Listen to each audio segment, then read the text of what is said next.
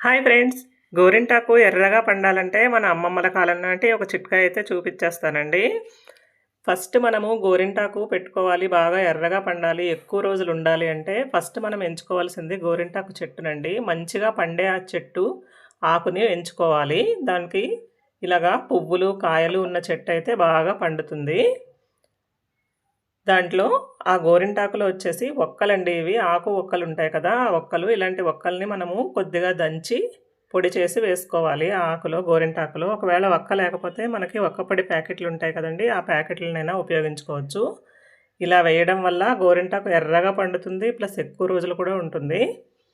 తర్వాత నిమ్మకాయ అండి, నిమ్మకాయ కాకుండా చింతపండు కూడా వేసుకుంటారు. చింతపండు వేసుకుంటే ఏంటంటే నల్లగా పండుతుంది, చింతపండు బదులు నిమ్మకాయ వేసుకుంటే ఎర్రగా పండుతుంది, ఎక్కువ రోజులు కూడా ఉంటుంది.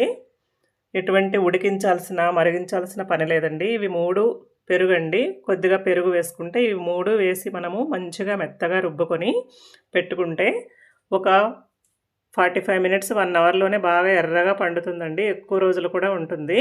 చూడండి, ఇలా మెత్తగా రుబ్బేటప్పుడే చూడండి నా చెయ్యి ఎంత ఎర్రగా పండిందో. కాసేపు ఊరికే 2 సార్లు మిక్సీకి వేసి చేత్తో అలా అన్నందుకే చూడండి ఎంత ఎర్రగా బాగా పండిందో.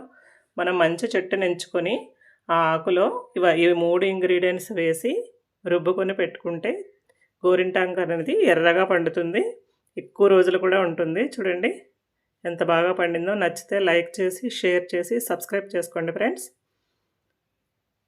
చూడండి ఎక్కువ రోజులు కూడా ఉంటుంది. ఆ 3 ఇంగ్రీడియంట్స్ వేసుకొని మనము గోరింటాకు పెట్టుకుంటే ఎక్కువ రోజులు ఉంటుంది. నచ్చితే లైక్ చేయండి.